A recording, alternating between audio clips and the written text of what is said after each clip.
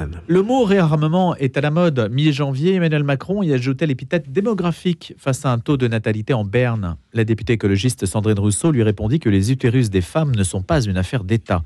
Ce qui est à la fois vrai et faux. Un État, pour sa survie, ne peut être indifférent à cet indicateur. Mais il n'y a pas que l'État qui s'y intéresse. La médecine reproductive est aussi une affaire tout court, avec de forts enjeux financiers et bien évidemment éthiques. L'Église catholique se montre traditionnellement assez présente sur ce terrain, vigilante, dirions-nous. Elle demeure à contre-courant sur un certain nombre de points, comme on le sait. Le pape François n'a pas changé d'un iota l'appréciation qu'elle porte, en particulier sur l'avortement. Pionnier de la fécondation in vitro en France, le professeur René Friedman a marqué l'histoire médicale en ouvrant la voie à de nouvelles avancées dans le traitement de l'infertilité. Professeur à l'Université Paris-Sud, il a dirigé le service de gynécologie obstétrique de l'hôpital Antoine Béclair. Aujourd'hui, il est consultant à l'hôpital Foch. Et sa carrière est jalonnée de nombreuses distinctions. Bonjour, professeur. Bonjour. Merci d'avoir accepté notre invitation autour de la tyrannie de la reproduction. Car c'est peut-être un paradoxe, mais la faible natalité n'interdit pas la pression sociale ni l'injonction à avoir des enfants, voire à en fabriquer. Et du coup, vous parlez carrément de tyrannie, alors que la natalité s'effondre.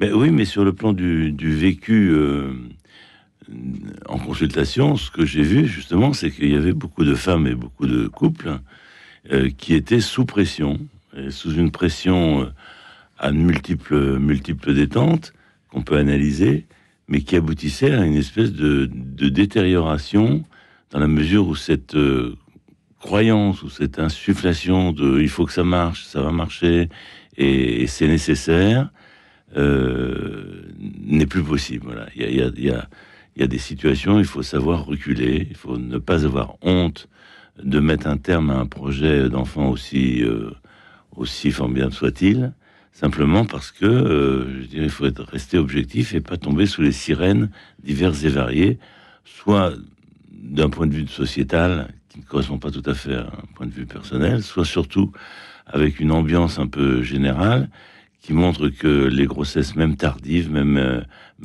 incroyables, même exceptionnelles, même miraculeuses, peuvent toujours survenir, et ça fait croire qu'il faut continuer, et j'ai vu beaucoup trop de gens se détériorer à cause de ça. Professeur Friedman, vous dites il y a un désir d'enfant, certes, mais il n'y a pas de droit à l'enfant. Là, vous êtes catégorique là-dessus. Catégorique, absolument. Je veux dire, c'est pas vous savez, il y avait en 68, c'était un enfant quand je veux. Aujourd'hui, plus objectivement, on dirait un enfant quand je veux, si je peux. Parce que la fertilité, comme vous l'avez énoncé, d'abord, elle a un problème, c'est qu'elle baisse. Elle baisse parce qu'il y a tout un problème de mode de vie qui intervient, des sociétés qui vieillissent, le désir d'enfant est plus tardif. Les sociétés sont enveloppées de toxiques, genre tabac, alcool, drogue, et divers et variés, qui ne favorisent pas la fertilité. La pollution chimique, vous estimez que c'est une priorité ? La pollution chimique est tout à fait néfaste dans ce domaine. On le sait, par exemple, avec les pesticides ou avec d'autres éléments de ce type, que c'est tout à fait néfaste. Donc il y a, si vous voulez, d'une part, une attitude qui est pour la venue au monde d'un enfant dans de bonnes conditions. Et quand je dis dans de bonnes conditions, c'est que je me perçois aussi qu'il y a beaucoup de réticence dans le mode de vie professionnel et parental. La conjugaison, être parent et continuer à travailler, surtout pour les femmes, n'est pas si simple. Donc il y a, si vous voulez, pour favoriser la venue spontanée et non pas médicale de grossesse, il y a des réformes sociétales à faire. Et puis il y a aussi à favoriser la médecine, qui dans ce domaine a encore beaucoup de choses à faire, parce que on a tellement d'inconnus. Par exemple, pourquoi est-ce qu'il y a tellement de fausses couches ? Pourquoi est-ce qu'il y a tellement d'anomalies dans la formation de l'individu ? Donc on a besoin... Qu'est-ce que c'est l'endométriose dont tout le monde parle aujourd'hui, qui existait auparavant, mais là d'un seul coup ça devient le nec plus ultra de la dernière cause de l'infertilité. Il y a donc, si vous voulez, un travail médical pour favoriser l'ouverture et la proposition d'une prise en charge si elle est nécessaire. Il y a la compréhension que le point fondamental qui fait baisser la fertilité, c'est l'âge de la femme. C'est très clair. Il n'y a pas la peine de tourner autour du pot, c'est comme ça. Je dirais, la femme est ainsi faite. Là, c'est une différence entre l'homme et la femme, qu'on le veuille ou non. La femme, elle a ses ovaires qui s'arrête de fonctionner à 50 ans, 52 ans, correctement, alors que l'homme, ce n'est pas le cas. Même si l'utérus peut encore accueillir des enfants dans de bonnes conditions à cet âge-là. Voilà, l'utérus, comme vous le dites, est un organe très exceptionnel qui, lui, même à 70 ans, s'il est bien alimenté sur le plan hormonal, il peut tout à fait jouer son rôle d'implantation et favoriser une grossesse. La première greffe de l'utérus, c'est récent. Alors, la toute première greffe, c'est pas si récent que ça. La toute première greffe. Mais celle qui a fonctionné en 2015, il y a une date en 2015, me semble-t-il. Oui, 2014. 2014. Mais la toute première, c'est 1931 sur une. Mais elle a échoué. Elle a échoué. Voilà. Et il y a eu plusieurs qui ont échoué. La seule qui a réussi, c'est l'équipe suédoise, avec qui nous travaillons d'ailleurs à l'hôpital Foch avec Jean-Marc Ayoubi, pour avoir fait en France 3 greffes et 2 naissances. Cette équipe, elle se distingue de toutes les tentatives qui ont été faites auparavant parce qu'elle est scientifique. Elle a posé un problème, résolu un problème, posé un problème, résolu un problème chez l'animal pour avancer. Et effectivement, il y a aujourd'hui à peu près 80 enfants qui sont nés de par le monde. Et les équipes se mettent sur la greffe d'utérus de plus en plus en marche. Le dernier enfant, c'est Micha. Alors, le dernier enfant, c'est la sœur de Micha, parce que Micha... Sœur de Micha. Oui, parce déjà, que... donc. Oui, parce qu'avec un utérus greffé, on peut avoir 2 enfants consécutifs. Voilà. Donc ça reste effectivement assez miraculeux et assez beau. Alors, justement, vous parlez de miracle, professeur Friedman. Quel est votre... C'est la maison. Oui, bien sûr. Quel est votre état d'esprit? Parce qu'on vous sent dans cet essai à la fois réservé à l'égard de tous les acquis que la science et la technique a pu engendrer, qui sont considérables. On a changé d'époque à une vitesse absolument folle. Et donc vous êtes à la fois fasciné et réservé. Réservé quant à l'usage qu'on pourrait faire de techniques dont certaines sont embryonnaires, comme l'ectogénèse par exemple, mais qui sont un vieux rêve, comme le fait l'utérus artificiel, donc par exemple. Donc quel est votre état d'esprit et le message que vous envoyez aux responsables qui doivent décider d'un point de vue éthique? Alors, le message ce que je ressens en tous les cas, c'est que beaucoup de choses ont été faites, vous l'avez dit, et permettent à des couples d'obtenir ce qu'ils souhaitent le plus au monde, c'est-à-dire d'être parents et d'avoir un enfant. Et que ça, il faut le favoriser, bien entendu. Mais il ne faut pas le favoriser contre vents et marées ad vitam aeternam. C'est-à-dire qu'il y a un moment donné où, devant l'épuisement de ce désir qui n'aboutit pas, parce que vous savez, 50% des couples qui rentrent en fécondation in vitro, qui frappent à la porte, peuvent renoncer, n'arriveront pas. C'est ça la réalité. Alors, c'est d'une part parce qu'on s'y prend trop tard, d'où le problème de l'âge que j'évoquais, d'où la nécessité de modifier, de faire une information claire et nette, et de favoriser le travail et la parentalité. Donc ça c'est un premier point. Le deuxième point, c'est de regarder qu'il y a tout un tas de techniques nouvelles qui se proposent et qu'il faut être extrêmement critique. Parce que comme tout progrès, ça a toujours des avantages, mais ça peut aussi avoir des inconvénients. Donc il y a, si vous voulez, un espèce d'équilibre et éviter de tomber dans « tout est possible, alors j'y vais, de toute façon, je fais tout et n'importe quoi ». Et puis de l'autre côté, bien mesurer si, sur le plan éthique, puisque vous avez abordé la question, il n'y a pas quelque chose de délétère dont on est en train de participer. Alors, ce délétère, par exemple, c'est pour moi, dans mon analyse, c'est la gestation pour autrui. C'est-à-dire utiliser une autre personne à ses propres fins. Il peut y avoir jusqu'à 4 mères. Alors, il peut y avoir jusqu'à 4 mères, oui, ça c'est la réalité biologique d'aujourd'hui, puisque une femme peut donner un ovule, une autre femme peut donner une partie de l'ovule, ce qu'on appelle les mitochondries, pour booster le premier. Une troisième peut implanter l'embryon obtenu dans l'utérus. Une quatrième peut l'élever. Donc il y a une espèce de dissociation. Et c'est vrai d'ailleurs que cette dissociation entre la reproduction et la sexualité est quelque chose qui marque ces 50 dernières années. Moi, il se trouve que j'avais été invité en 86 au Vatican pendant 3 jours avec l'Académie scientifique pontificale pour discuter de la fécondation in vitro. C'était avec, à l'époque, c'était le cardinal Ratzinger. Et on avait passé 3 jours très intenses qui, malheureusement, de mon point de vue, n'avaient pas abouti. C'est-à-dire qu'il y a eu une condamnation de la fécondation in vitro qui reste valable dans les textes. Peut-être dans la pratique un peu moins, mais dans les textes quand même, parce que justement cette dissociation entre la sexualité et la reproduction, c'était le dogme, si je puis dire. Voilà. Alors, ça aboutit à la contraception, non, à IVG, bien sûr, non, et voilà, il y a toute une ligne. Mais là, on se heurte à des nouvelles technologies, comme vous l'avez évoqué, l'utérus artificiel, comme le clonage, comme la création artificielle de gamètes. Donc, à chaque fois, est-ce que c'est délétère, même si c'est un côté positif? Vous savez, c'est comme l'énergie atomique, quoi. L'énergie atomique, ben voilà, c'est la lumière qui nous éclaire ce matin. Mais c'est aussi, bien sûr, son pouvoir de destruction. Donc, toute avancée, et regardez Oppenheimer dans le dernier film qui est sorti, voilà, on ne peut pas ne pas se poser des questions tout en faisant et en poussant pour avancer d'un pas supplémentaire les obstacles de l'incompréhension ou de la non-réalisation du désir d'enfant. Est-ce que vous estimez, professeur Friedman, que l'Église a tout faux? Écoutez, non, j'estime pas. D'ailleurs, je serais pas là sinon. Ah bah peut-être que si, quand même. Non, On peut en discuter. Non, parce que je trouve qu'il y a une recherche, si vous voulez, de valeur morale d'abord, et dans notre pays, c'est important. Maintenant, on peut ne pas être d'accord avec chaque point ou la conception qu'il peut y avoir, en particulier la dissociation de la sexualité et de la reproduction. Mais néanmoins, il y a une recherche du respect et de la dignité de l'humain. Et ça, cette recherche-là, c'est le point commun sur lequel j'allais dire les grands esprits, non, je veux dire les esprits éclairés du 21e siècle doivent se rencontrer. Alors après, on peut discuter du cas par cas.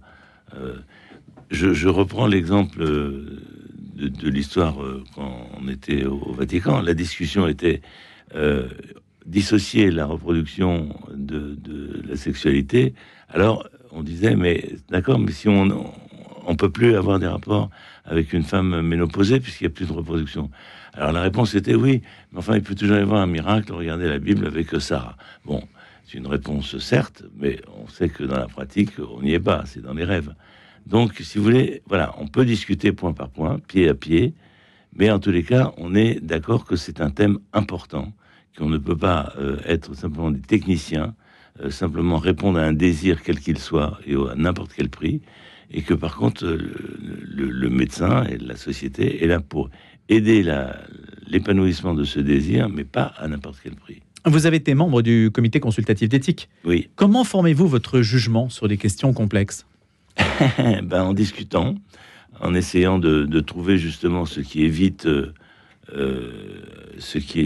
comment dire, quelque chose qui va figer le thème. Par exemple, moi j'ai beaucoup apprécié, alors je sais qu'il y a d'autres personnes qui ont un point de vue différent, mais j'ai beaucoup apprécié la vision de qu'est-ce qu'un embryon humain, qui est quand même une question fondamentale, parce que quand est-ce qu'un embryon est une personne?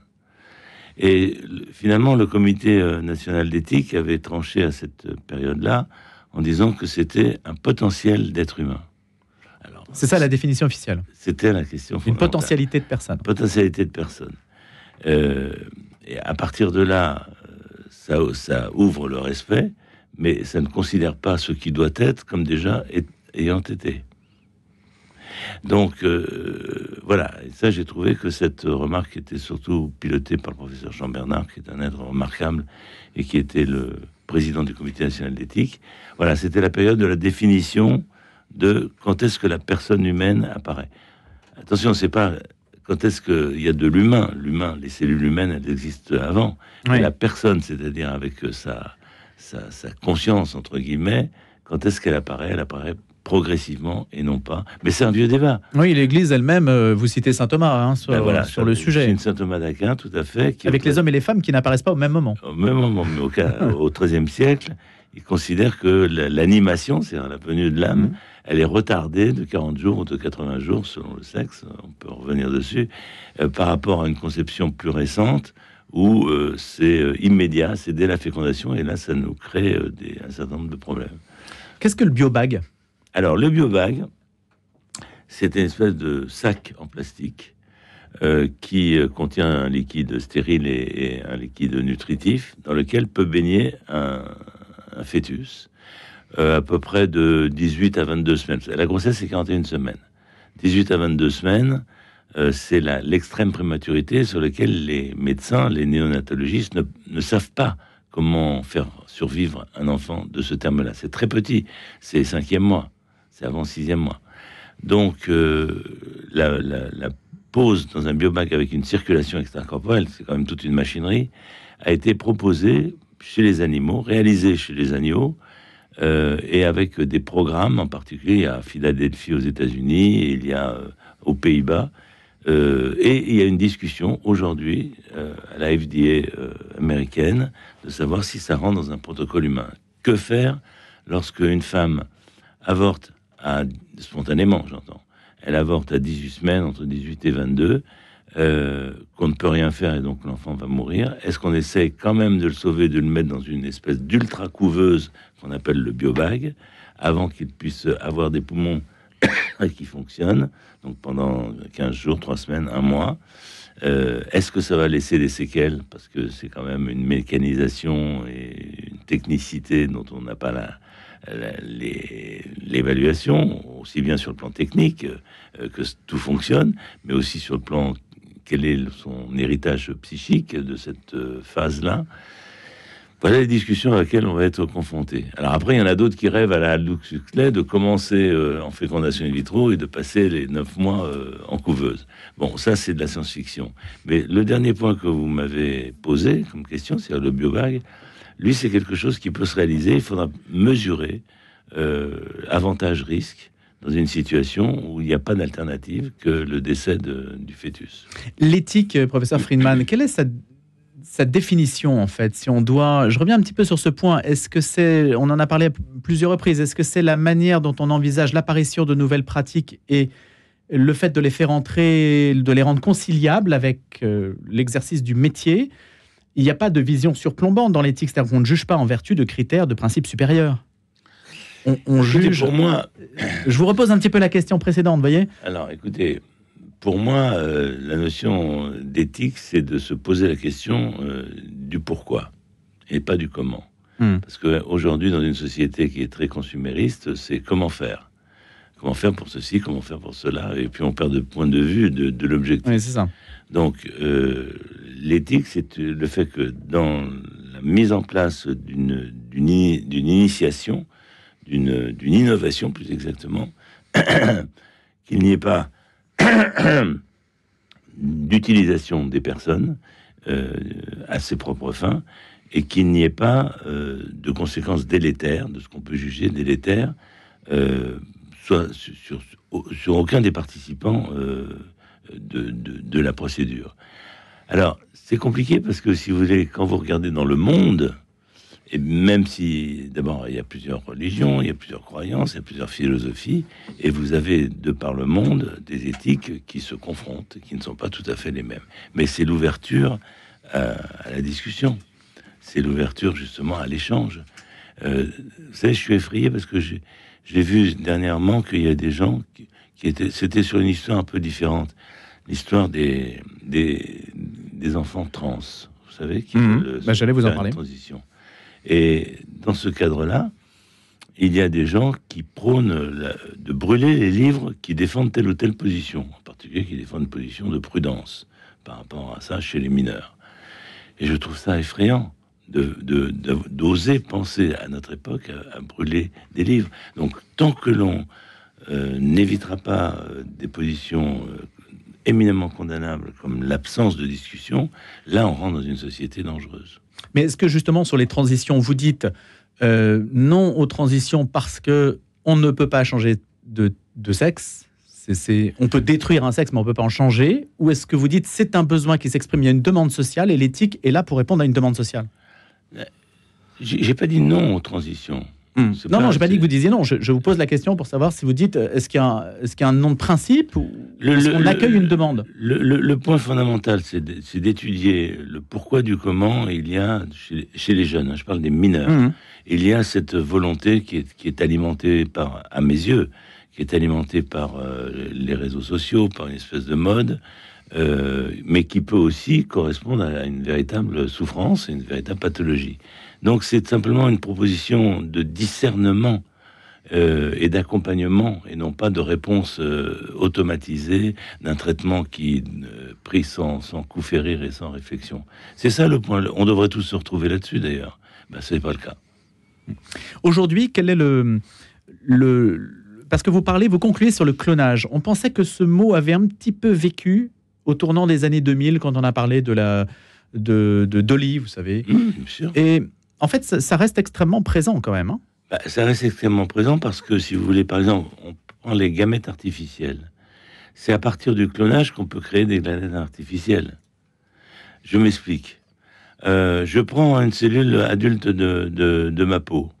Je lui injecte, je fais court, je lui injecte certains gènes et ce qu'on appelle les IPS. On va faire revenir cette cellule adulte, on va la régénérer en cellule embryonnaire. De cette cellule embryonnaire, on a des cellules souches. Donc on recrée des cellules souches.